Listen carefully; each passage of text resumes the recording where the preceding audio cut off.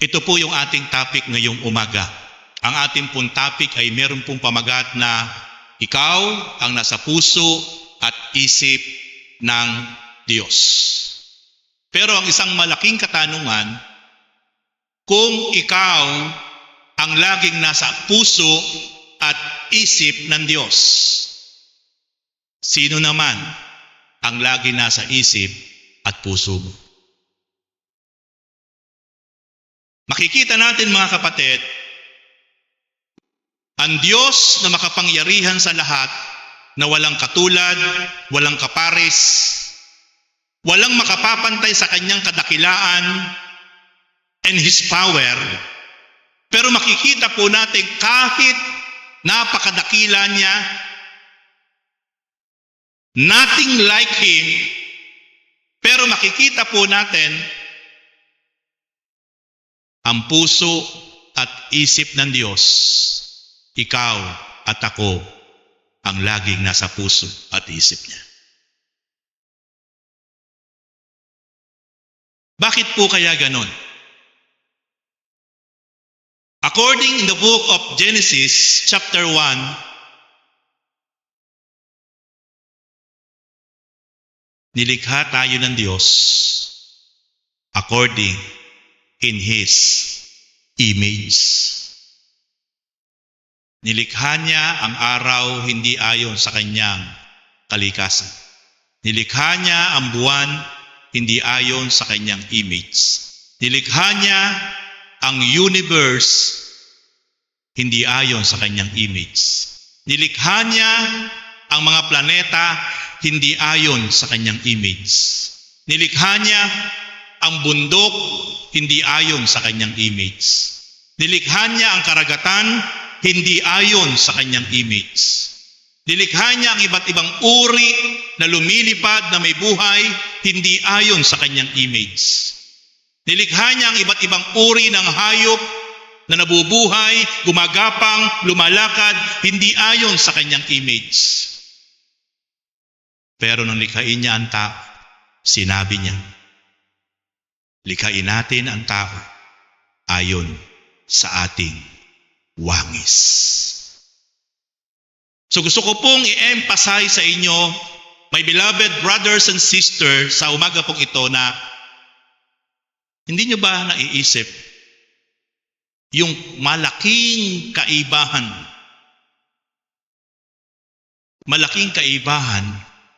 ng pagkalikha at pagkalalang ng Diyos sa tao? Lahat ng nilikha ng Diyos, nasa universe, nasa langit, nasa lupa, nasa ilalim ng lupa, nasa karagatan, lahat ito'y nilikha niya sa pamamagitan lamang ng salita. Magkaroon ng liwanag na tatanglaw sa gabi, nagkaroon ng buwan. Magkaroon ng liwanag na tatanglaw sa araw, nagkaroon ng sun. Magkaroon ng ilaw na tatanglaw sa buong sangkalupaan, nagkaroon ng mga stars. Nagkaroon ng iba't ibang uri ng laman dagat para makain, nagkaroon ng mga isda. So meaning to say, lahat ng nakikita natin at hindi nakikita, nilikha ng Diyos ayon lang sa salita. Pero nang likhain ng Diyos ang tao, ang unang taong si Adan,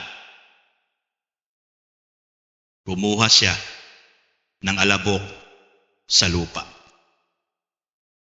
At nang makuha ng Diyos ang alabok mula sa lupa, ito ay ipinorma. May ulo, may dalawang kamay, may katawan, may dalawang paa. At nung maiporm na ng Diyos ang unang taong si Adan, hiningahan niya ng kanyang espiritu, kaya nabuhay itong unang tao, si Adan. At ang sabi ng Diyos, lalangin natin ang tao ayon sa ating wangis. Ano ba yung sinasabi ng Diyos na according in His image? Ano pa ba yun? Ang tao ay nakapagsasalita gaya ng Diyos. Ang tao ay nakapag-iisip gaya ng Diyos. Ang tao ay nagiging masaya ang kanyang damdamin at nalulungkot, napipighati gaya ng Diyos. Yun po yung mabababaw na katulad ng Diyos. Sapagkat ang pagkalikha sa tao ng Diyos ay talagang ayon sa wangis ng Diyos. Hindi yung itsura, kundi yung kalagayan, yung nature. Yun yung sinasabi ng Diyos na ayon sa wangis ng Diyos, ang lilikhain niyang tao, hindi katulad ng bundok, ng dagat, ng araw, ng halaman, ng iba't ibang uri ng hayop o mga ibon na lumilipad, hindi katulad, mapakalayo.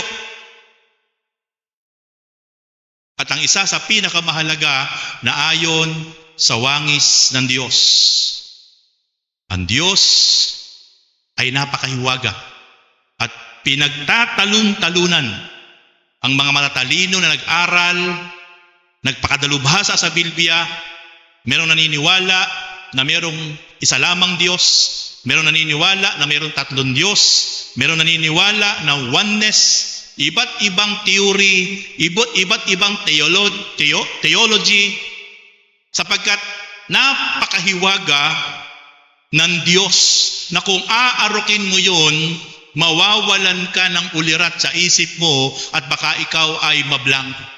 Kaya nga yung pag-aaral sa Trinity, sa sinasabing merong isang Diyos, tatlong persona, kapag inarok mo yun at nilaliman mo yung pag-aaral mo, ay baka isang araw ay mawala ka sa katinuan.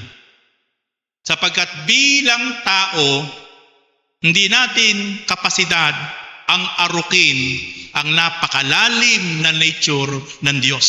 Ang napakahalaga lang kung ano yung ipinapahayag sa kanyang salita sa Holy Scripture, yun ang paniwalaan mo according and guided the Holy Spirit. Yun lang.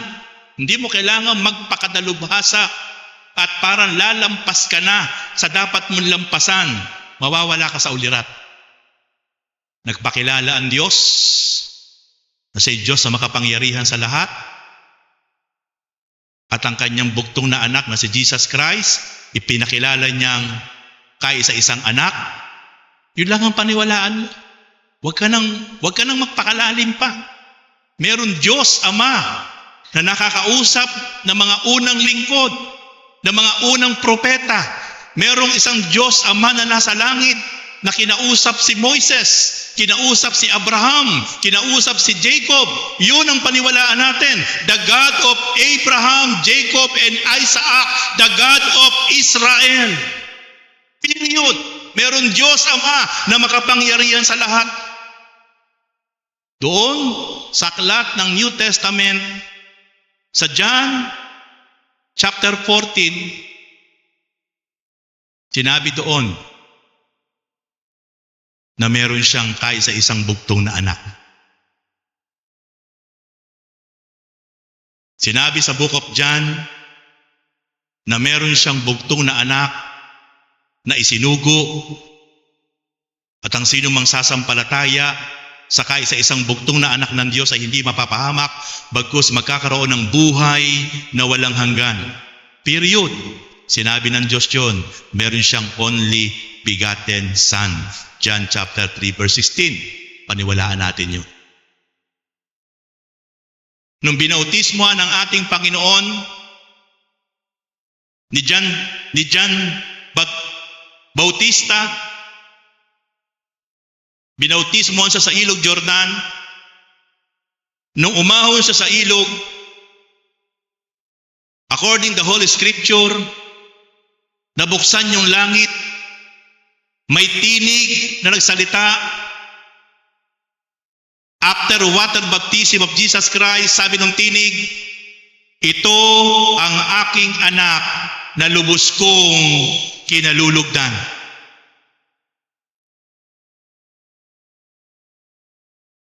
Sinabi ba niya na yung binautismuhan ay siya rin yun?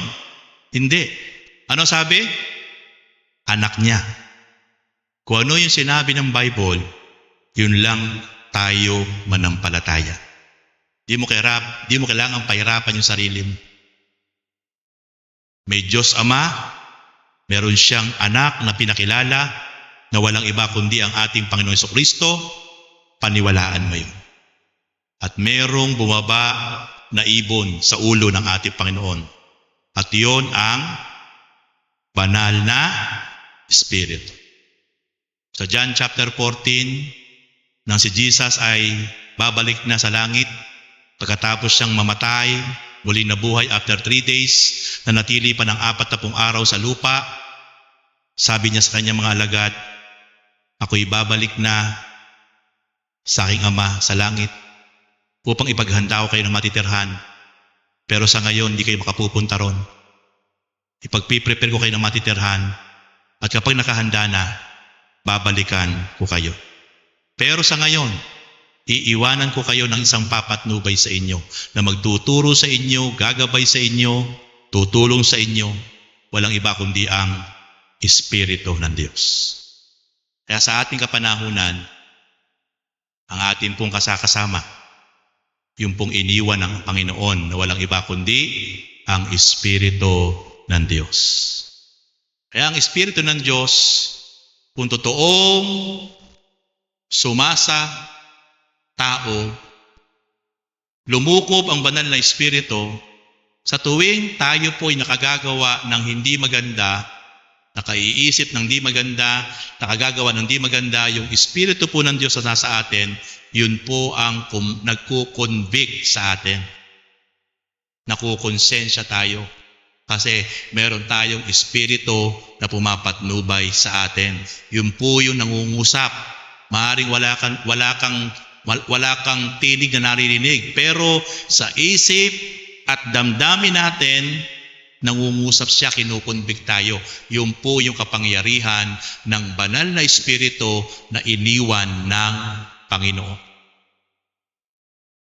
But, ingat po tayo. Merong isang espiritu na hindi mula sa Diyos. Ano po yun? Espiritu ng kaaway, si Satanas.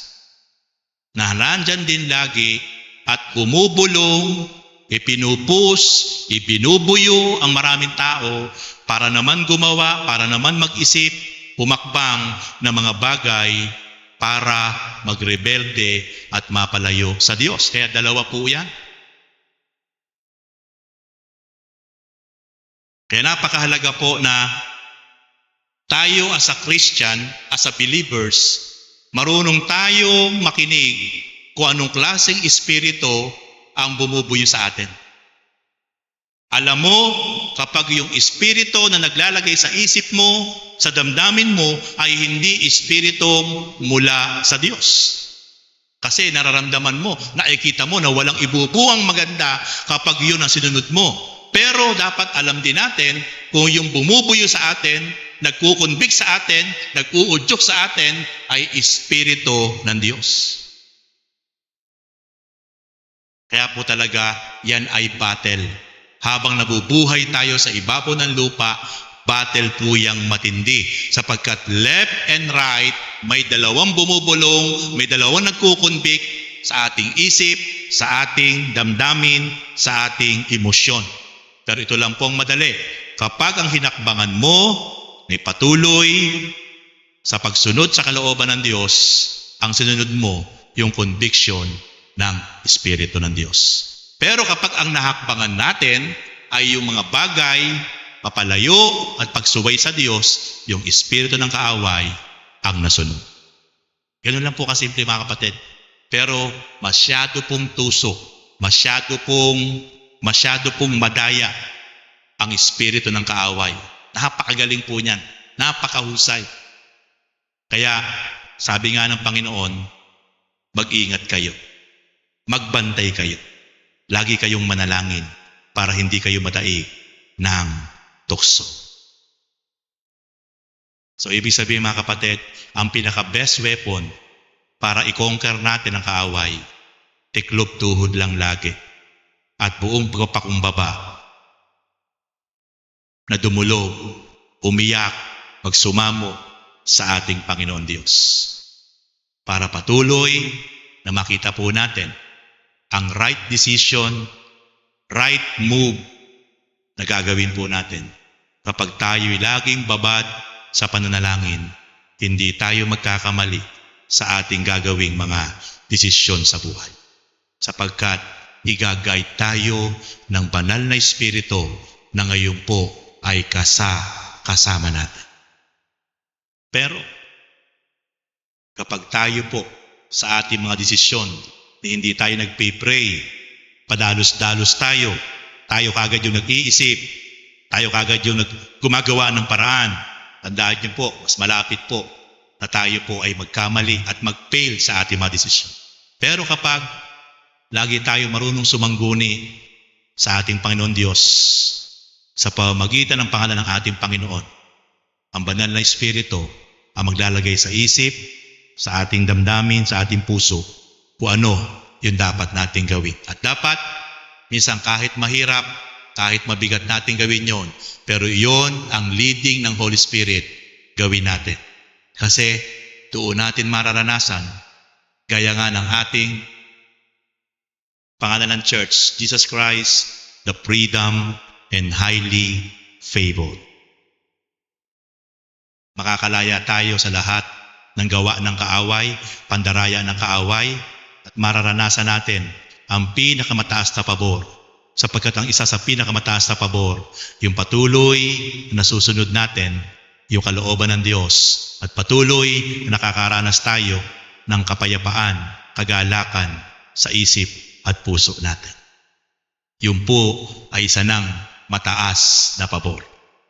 Kapag sa bawat araw, oras at buhay natin, meron tayong tunay na kagalakan, kapayapaan, na minsan kahit may problema at pagsubok ka, pero yung isip mo, yung damdamin mo, payapa, isa na po yung mataas na pabor na mula sa ating Panginoon. Ano po ang sabi ni Jesus? Halika kayo, lumapit kayo sa akin. Matthew 11:28 to 29.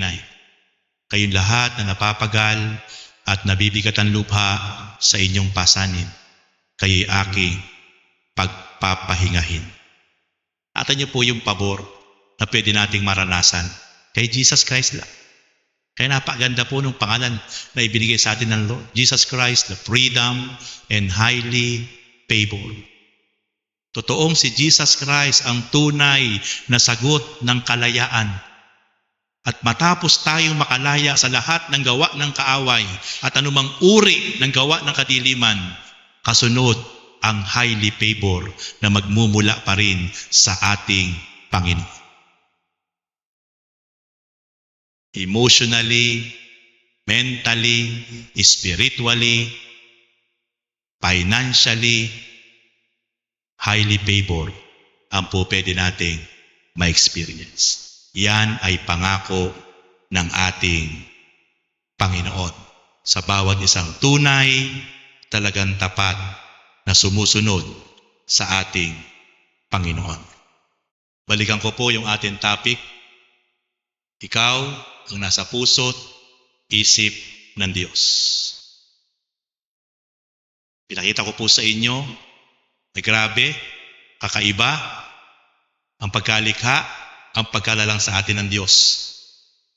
Pero ang malaking katanungan, bakit maraming tao hindi na-appreciate, hindi naiintindihan, hindi nauunawaan kung gaano siya the best, pinahalagahan, minamahal ng Diyos na makapangyarihan sa lahat.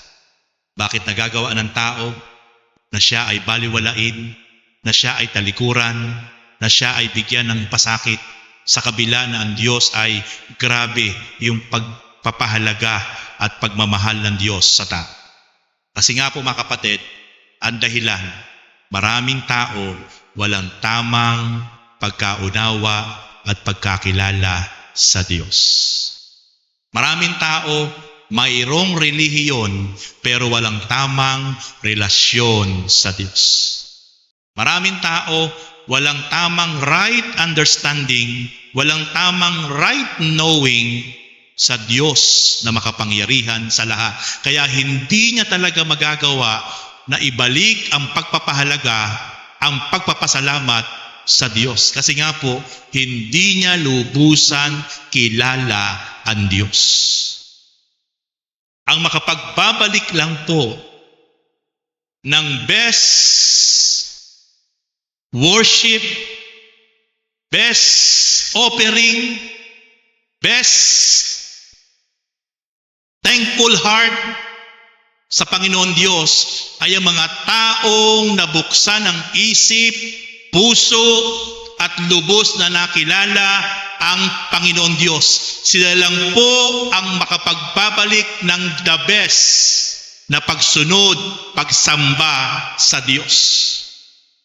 Pansinin niyo po sa Old and New Testament, kikita po natin ang mga unang lingkod ng Diyos na nakapagbabalik ng high honor, high worship sa Diyos. Ito yung mga lingkod ng Diyos na talagang lubos nilang nakilala kung sino yung Diyos nilang pinararangalan at sinasamba. Yan sila Moises, sila Abraham, sila Isaac, sila Jacob, sila David, sila Apostle Paul, sila Felipe, sila Pablo, sila talaga yung lubos, talagang nakapagbabalik ng high honor, high worship, sapagkat bukas ang isip at puso nila at kilala nila kung sino yung Diyos nilang pinararangalan. Tingnan niyo po, sabi po ng aklat ng Awit 8:4, ano nga ang tao upang iyong alalahanin? Ay ano nga siya na sukat mong kalingain? Ikita natin dito na sinasabi ni David na sino nga ba ang tao para bigyan ng mataas na pagpapahalaga ng Diyos? Sino nga ba itong tao na para bigyan ng mataas na pagkalinga ng Diyos?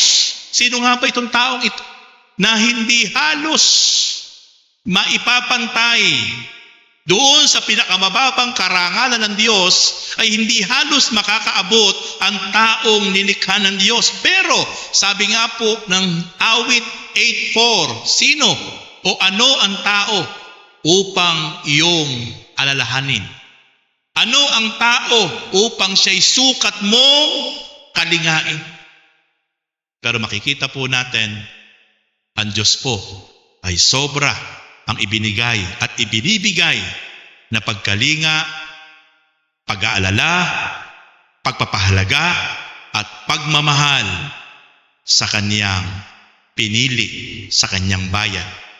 Kahit paulit-ulit na nagkakasala, kahit paulit-ulit na napakapasaway, pero dahil itong mga Israelites na ito, chosen nation, chosen people of God, pero grabe yung pagpapahalaga, grabe yung pagkalinga ng Diyos. Ganyan siyang magpahalaga sa Kanyang bayan na pinili.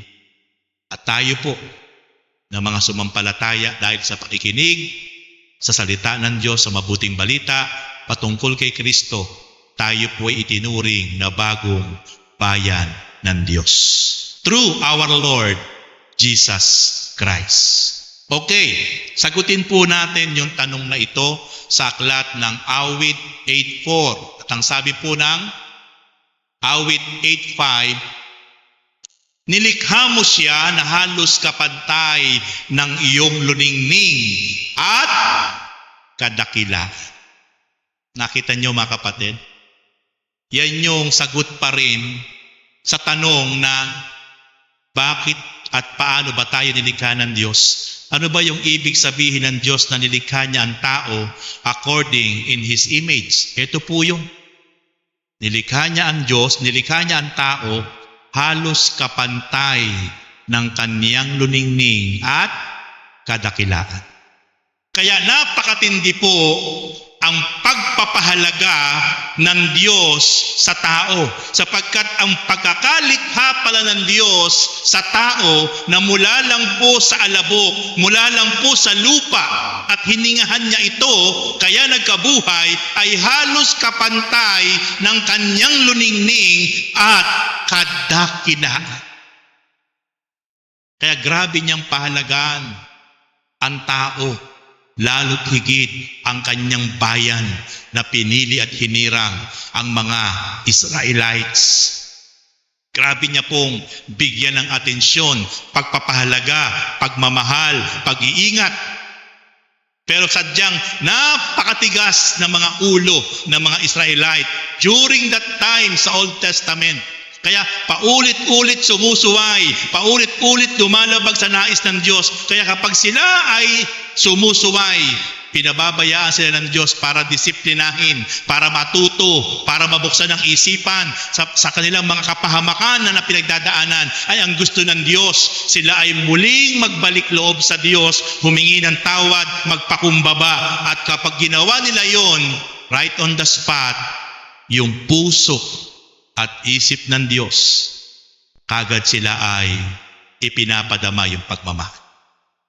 Sapagkat kaya pala, napakahalaga sa Diyos ang kanyang bayang pinili, ang mga taong hinirang niya, minahal niya, sapagkat ang pagkakalikha pala sa kanila ay katulad at kapantay ng kanyang luningning at kadakilaan. Sabi po na aklat ng Isaiah, chapter 46, verse 4, Ako ang inyong Diyos.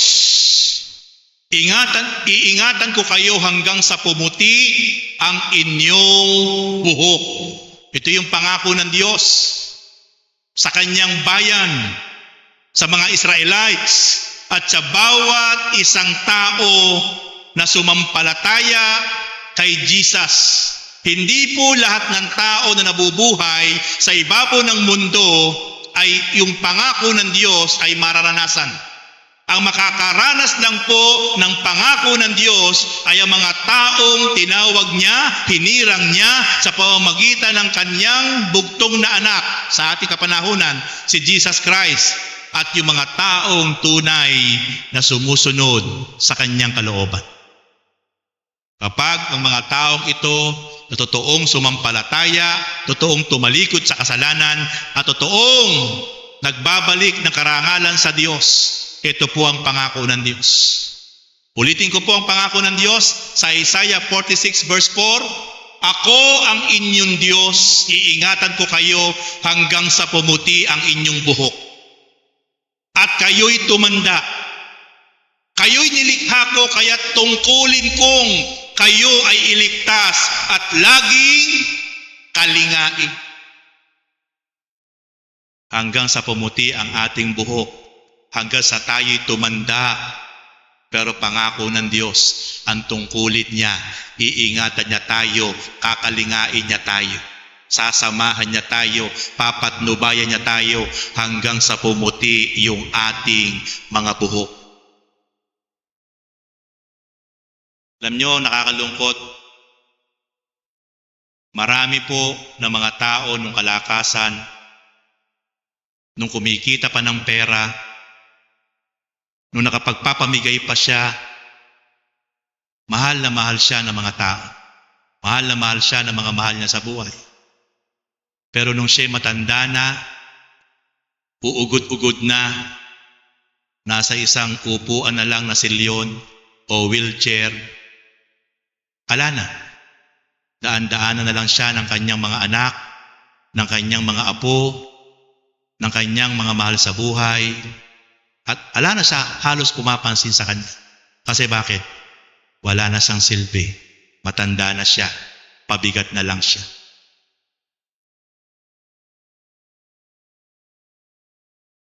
Di na siya nakatutulong. Pabigat na lang siya. Kaya wala nang nag-a-appreciate sa kanya. Yan po ang isang realidad sa mundong ito kapag tayo po ay tumanda na. Kaya maluluha ka na lang.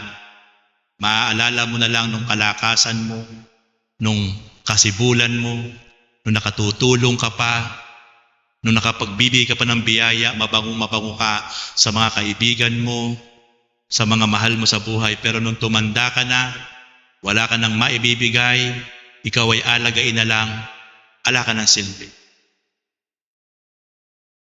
Pero ang Diyos, iba kung magmahal. Sabi niya, ako ang inyong Diyos. Kahit pumuti ang buhok mo, kahit dumating ang panahon na matanda ka na, kahit uugod-ugod ka na, kahit hindi ka na nakapaglilingkod sa akin, kahit hindi ka na nakapagbibigay ng karangalan sa akin, kahit hindi mo na ako nasasamba, pero patuloy kong aalalahanin, patuloy kong iisipin nung panahon ng kalakasan mo, kung papaano mo akong pinarangalan, kung papaano mo akong sinunod ng tapat, kung papaano mo akong pinaglingkuran. Ngayong matanda ka na, ngayong maputi na ang buhok mo, ngayong ikaw ay nandyan na lang, hindi ka na makagalaw. Aalagaan kita, iingatan kita, poproteksyonan kita. Tungkulin ko, kayo ay iligtas at laging kalingain. Kaya napakasarap mga kapatid na ang bigyan mo ng pinaka-first priority na investment, our effort, our time, our life. Una, ang Diyos na mapakabuti. Sapagkat sa Diyos, tunay na may forever ang pag-ibig niya. Amen? Minsan sa tao, ibinigay mo ng lahat. Pati kaluluwa mo, ibinigay mo na. Buong buhay mo, ibinigay mo na. Pero dumating lang isang bagay na hindi kayo nagkaintindihan.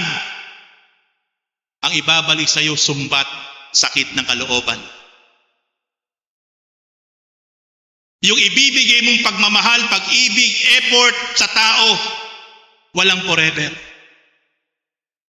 Pero sa Diyos, lahat ng ibibigay nating best effort, best priority, best serving, best worship, ang Diyos ang may sabi, kahit matanda ka na, kahit pumuti na ang buhok mo, tungkulin ko na ikaw ay kalingain, tungkulin ko na ikaw ay ingatan, patnubayan, gabayan, sapagkat mahal na mahal kita.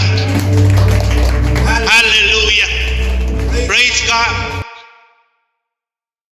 Kaya mga kapatid, lahat ng mga tao, Kristiyano, lingkod ng Diyos, na kahit ano ang nararanasan, kahit ano ang nagaganap sa mundo, kahit ano ang pinagdadaanan sa mundo o sa buhay, pero patuloy niyang pinararangalan, patuloy niyang pinaglilingkuran, kahit napapagod, naghihirap na, may sacrifices, pero never niya na pinagsawaan na paglingkuran ng Diyos. Worth it. Why?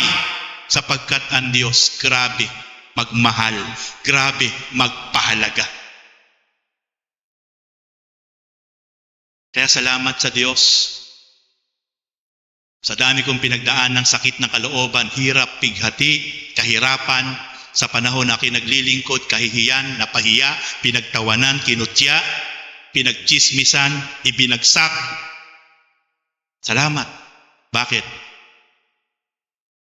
Never na kinalimutan ko ang aking Panginoon Diyos,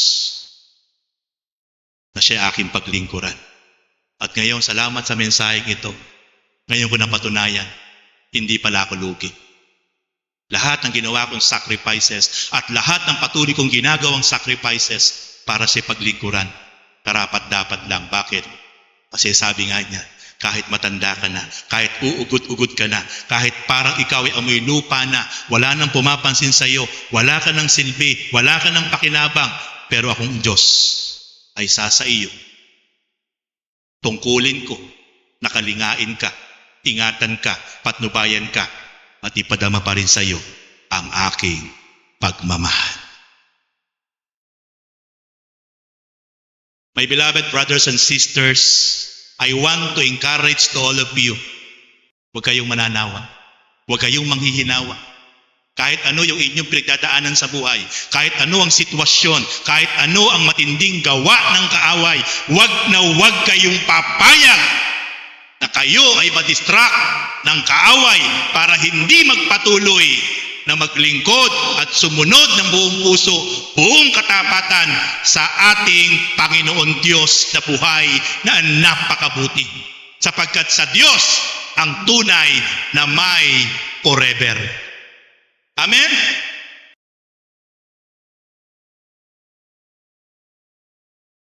Yung dalawang anak kong babae, maya, may ginagawa ako, Pa, alam mo na ba? Ala na pala sila Daniel at Catherine.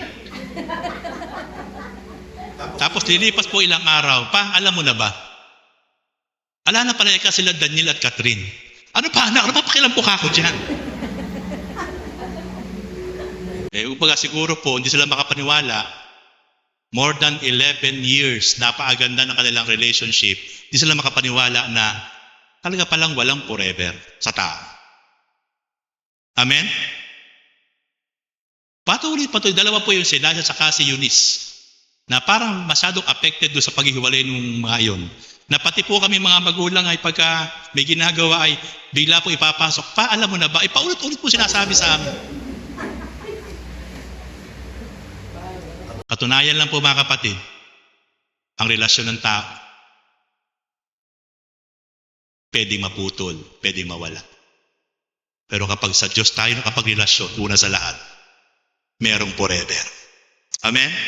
May forever sa Diyos.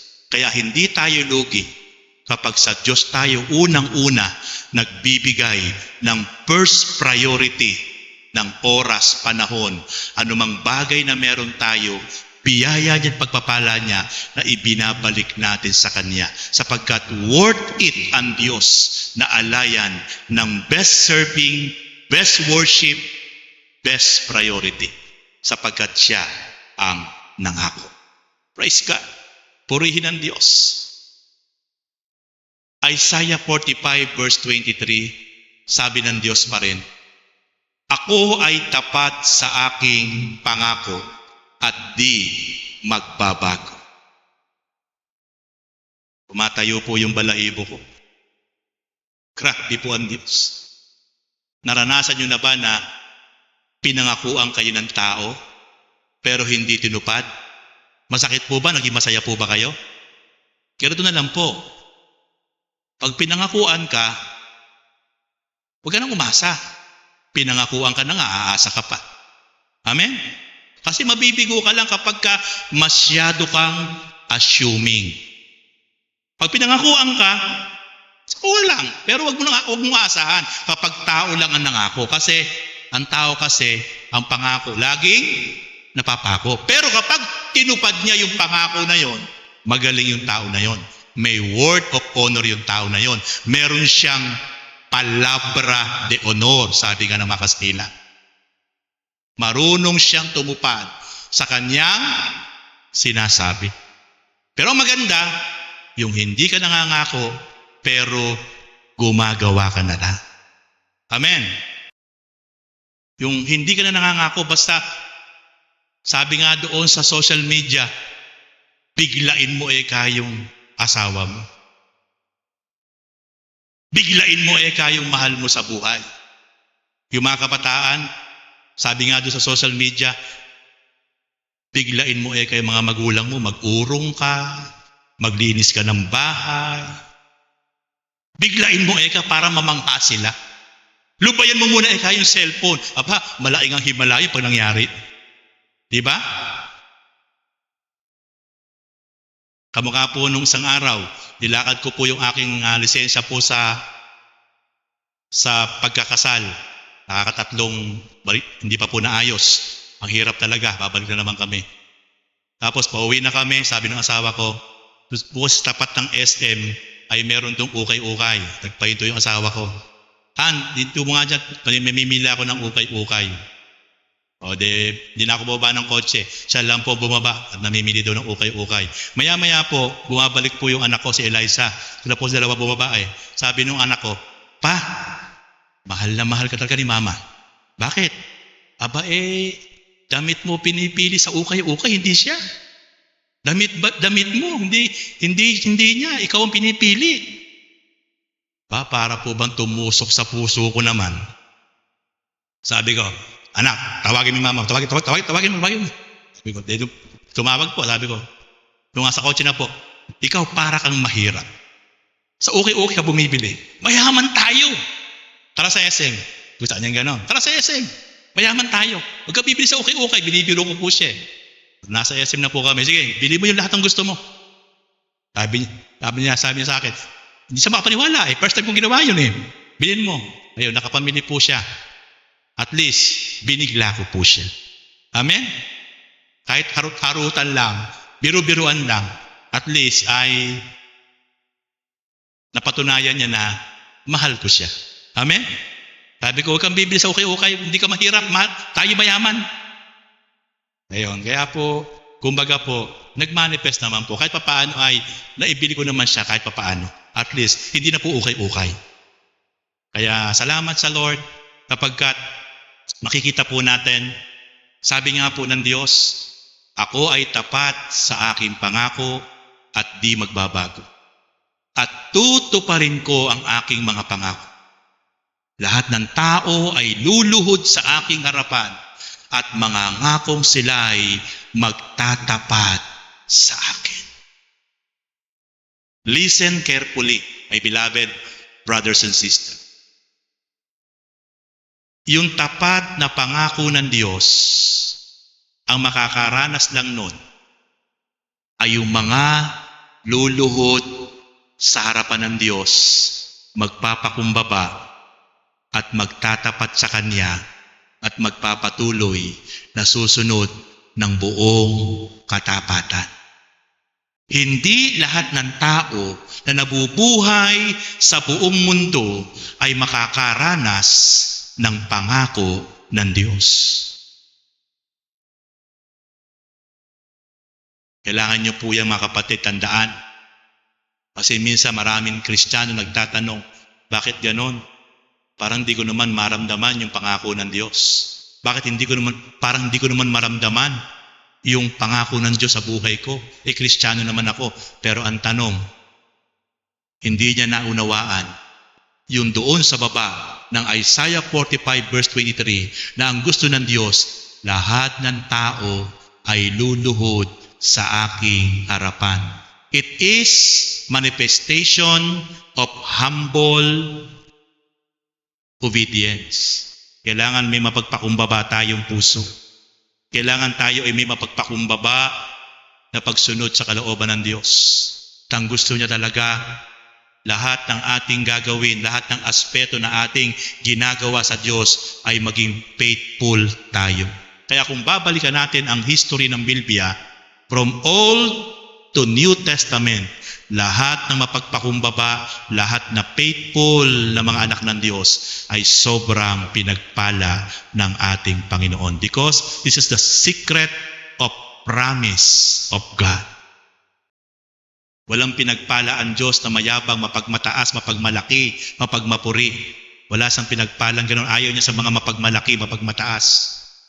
Walang pinagpala ang Diyos sa patuloy po namumuhay sa karnal na pamumuhay. Magandang tingnan sa labas pero meron pala siyang ginagawang lihim na siya lang at ang Diyos ang nakakaalam. Hindi siya makakaranas ng highly favor at pagmamahal ng Diyos. Lahat ng Kristiyano, lahat ng lingkod ng Diyos na merong tinatagong lihim na hindi kalugod-lugod sa harapan ng Diyos ay never na mararanasan ang pangako ng Diyos na siya ay tapat at tutuparin niya ang kanyang pangako. Dapat wala tayong ginagawa na kasalanan, hayagman o lihim sa harapan ng Diyos. Sapagkat wala tayong maitatago sa Diyos. Lahat ay lantad at hayag sa Kanyang paningin. Kaya kung gusto po nating mag-manifest sa ating mga buhay, ang pangalan po natin, Jesus Christ, the freedom and highly favor. Grabe po, kailangan lahat tayo magsimula na lumakad ng may kapakumbabaan, katapatan, righteous living, with faithful heart, with faithful obedience sa ating Panginoon. Papasok ang year 2024. Pag manonood ka ng YouTube, manlulumo ka, manghihina ka, sapagkat ang dami pong mga YouTuber nagpa-prophesy, mabigat daw po ang mangyayari sa year 2024. Talaga daw pong medyo may madadaan, mayroon daw pong maranasan na mas matindi pa sa virus ng 2019. Kung yun pong iniisip nila, pero sa ating pong tunay na mayroon Diyos na buhay, binabaliktad po natin ang ating deklarasyon sa pagpasok ng year 2024. Amen? Kung yun ang kanilang deklarasyon, sa kanila na lang yon. Pero sa ating tunay na tapat na naglilingkod sa Diyos, ito po ang ating pinanghahawakan kung ano ang pangako ng Diyos. Iingatan kita, sasamahan kita, papatnubayan kita. Ako'y tapat sa aking pangako at di magbabago. Sa Diyos lang tunay na merong forever ang kaniyang pangako, hindi magbabago. Isaiah 49 verse 14 to 15. Ang sabi ng mga taga-Jerusalem, pinabayaan na tayo ni Yahweh, nakalimutan na niya tayo. Ito po yung bayan ng Diyos. Ito po yung mga Israelites. Kasi po, during that time, napakapasaway nila, namumuhay sila ng malayo sa Diyos. Paulit-ulit sila na sumusuway sa kalooban ng Diyos. Kaya naramdaman po nila, nag-uusap-usap sila, ramdam nila, sabi nila, pinabayaan na tayo ni Yahweh. Nakalimutan na niya tayo. Kasi nga po, paulit-ulit ang kanilang pagsuway sa kalooban ng Diyos. Ano po sabi ng 15? Ang sagot ni Yahweh, makakalimutan kaya ng ina ang sarili niyang anak? Hindi kaya niya mahalin ang sanggol na iniluwal? Kung mayroon mang inang lumilimot sa kanyang bunso, ako'y hindi lilimot sa inyo kahit na sandali. Grabe po ang sagot ng Diyos. Kahit napakapasaway na kanyang chosen people, kahit patuloy na paulit-ulit nagkakasala sapagkat tapat ang pangako ng Diyos. Kahit mabigat sa kalooban niya, yung pinaggagawa nito sapagkat ito ay pinili niya, hinirang niyang tao, mamamayan, bansa.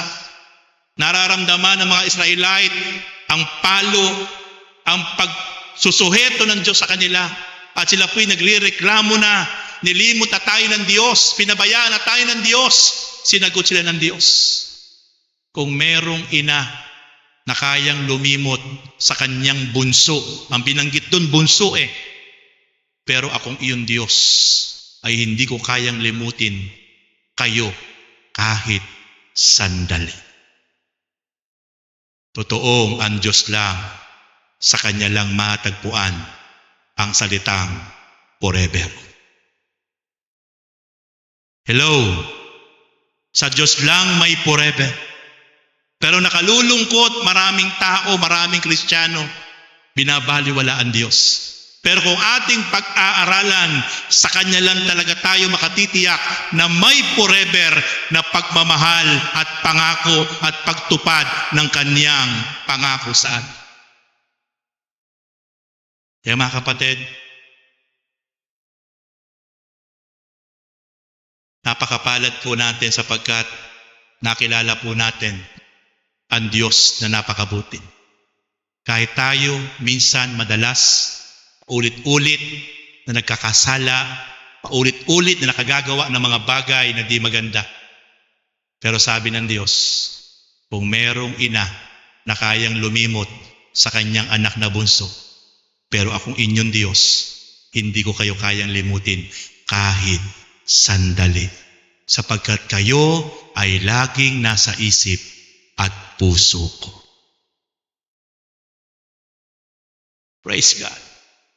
Kapatid, ngayon po'y napatunayan po natin, talagang lagi tayong nasa puso at isip ng Diyos. Pero ano naman ang ating ibinabalik sa Diyos? Dito po ako magtatapos sa verse na ito. Sa verse 16. Sabi ng Diyos, Jerusalem, hinding-hindi kita malilimot.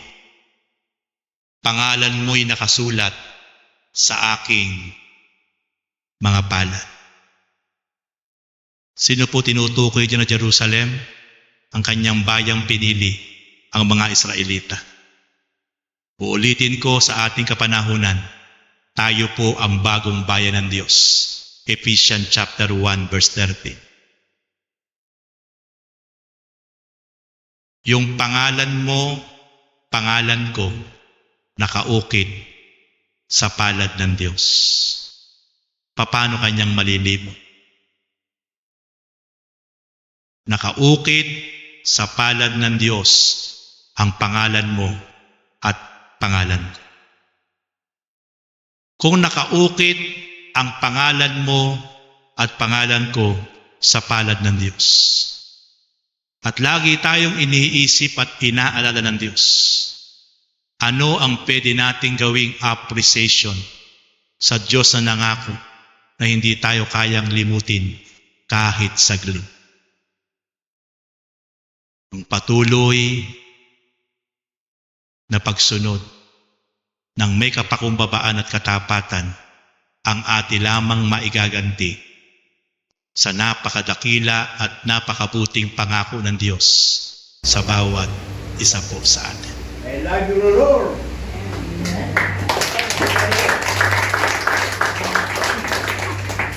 Gulat naman ako dun. Kuya Berto, praise God, purihin ng Panginoon. Hallelujah! Kaya mga kapatid, sa umaga pong ito, nasa huling buwan na po tayo ng year 2023. Salamat sa Diyos sapagkat tayo ay mula noon until now narito sa Panginoon. Sa pagpasok ng bagong taong year 2024, ang mensaheng ito ay patuloy nating alalahanin na ang Diyos talaga napakadakila ang kanyang pag-ibig sa ating lahat. Amen? Daman-daman ni Kuya Berto yun, kaya napa-I love you eh. Bebe, kung di sa mahal, sipin mo yan, baka nakalubog na yan. Ha? Amen. Kaya tinan mo, grabe yung ginawang himala sa kanya. Lahat ng doktor gusto sang i-ICU. Pero si Lord, sinabi ni Lord, Alberto Alvaro, hindi ka maa-ICU. Akong bahala sa iyo. Sabi lang ng doktor yan, pero hindi ka maa-ICU. Kaya lang, maging mapagpakumbaba ka at sumunod sa akin. Kaya yun dapat yun ni Kuya Berto. Amen. Kung na-ICU si Kuya Berto, baka maibenta ni Atenasyo House and Lot. Baka maibenta. Opo, wala pong biro. Uubusin ay milyon ang uubusin. Pero yun ay isang napakabuti ng Diyos. Alam niyo po kung bakit? Nakita rin po kasi ng Diyos yung mga ginawa ng pamilyang ito. Nung araw pa, yung kanilang mga isinuporta, yung kanilang mga itinanim para po sa ministeryo. Yung ginawa nilang suporta sa ministeryo, sa lingkod ng Diyos. Hindi po yung kayang limutin ng Diyos. Ang tao napakadaling lumimot sa mga nagawa na tulong mo sa Kanya. Pero ang Diyos, lahat yan nakaukit sa puso at palad niya na ginawa mong effort sa pagsunod sa Panginoon. Pahahalagahan niya yun. Ganun po kaputi ang Diyos. Kaya kapag nag-invest ka sa Lord, kahit ano ang meron tayo, buhay mo, oras mo, salapi, kayamanan, o anumang bagay na meron ka, ininvest mo yan sa Lord. Lumipas ang 20 taon, 30 taon, hindi yan kayang kalimutan ng Diyos. Pahahalagahan niya ng Diyos. Kaya yun po yung sagot, bakit ganun? Parang napakalakas nung pamilyang ito. Hindi po. Ang sekreto po kasi, meron silang ininvest. Meron silang ginawa sa ministeryo ng Lord. Meron silang ginawa sa suporta sa lingkod ng Diyos. At iyon ay nakaukit, hindi yung kayang baliwalain ng Diyos.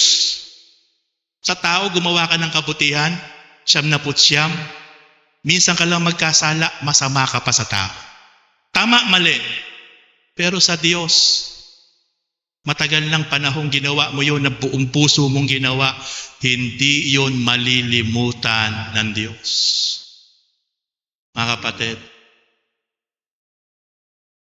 kasi po yung pamilya na yan po talaga ay napakaraming ininvest sa ministeryo na pinangungunahan ng inyong lingkod. Even po sa inyong lingkod, ang dami po nilang ginawang suportang pagmamahal sa ministeryo ng lingkod nyo. Yun po ang hindi kayang kalimutan ng Diyos. Di yung kayang baliwalain ng Diyos. Kaya po ang sagot lang, manatili po tayong tapat na patuloy na mag-invest, mag-effort, anuman ang meron tayo. Lahat po yan ipagamit natin kay Lord. Kasi alam niyo po, sa isang kisap mata lang yan kapag pinabayaan tayo ng Diyos. O pwede po yan mawala, pwede natin yan maibenta, o pwede natin yan maisanla kapag tayo'y iniwan ng biyaya ng Diyos. Right? Wala tayong pwedeng ipagmalaki kahit napakayaman mo, kapatid. Pero kapag ikaw ay pinabayaan ng Diyos, lahat ng meron ka, lahat ng po pwedeng ipinagmamalaki mo ngayon, pwede yan sa isang kisap mata, magugulat ka na lang, bakit nangyari ito, bakit naganap sa buhay ko ito. Pero kapatid, tapat ang Diyos sa kanyang pangako sa bawat isang tunay na tapat na sumusunod sa kanyang kalooban.